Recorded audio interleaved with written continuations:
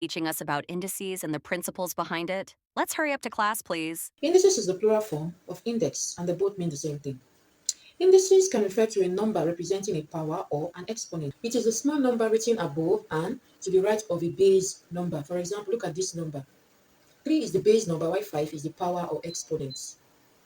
That is 3 times 3 times 3 times 3 times 3. We are multiplying 3 5 times. So simply put, indices is a way of showing repeated multiplication. Let's look at some of the laws of indices on the board.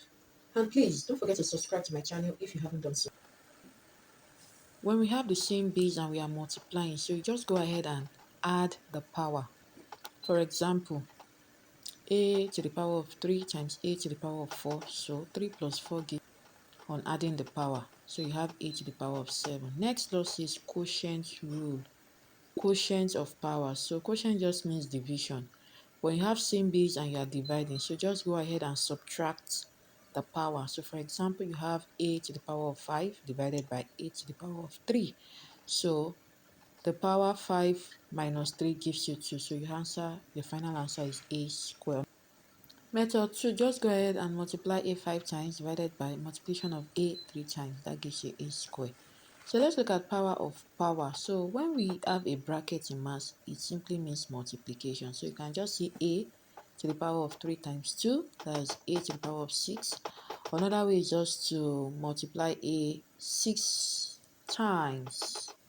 Yes, that is a 3 times a 3 times, that is a in 6 places.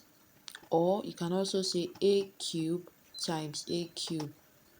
Then you go ahead and add the power, that is still a to the power of 6. So next law, 0 exponents, a to the power of 0 equals to 1. So any number raised to the power of 0 is 1. Next law, negative exponents. So you have a to the power of minus m. So the negative just becomes an inverse. So that gives you 1 divided by a to the power of m. So an example is on the board. So the negative there just turns to an inverse, 1 divided by 6 to the power of 3, and you have your answer. So let's look at fractional power.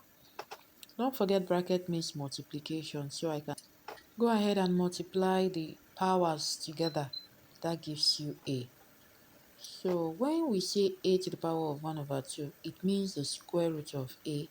So multiplied by 2, your square cancels your square root, you have your a. So the example on the board, the fifth root of 32. So look for a number that when you multiply 5 times, you get 32, and that's 2.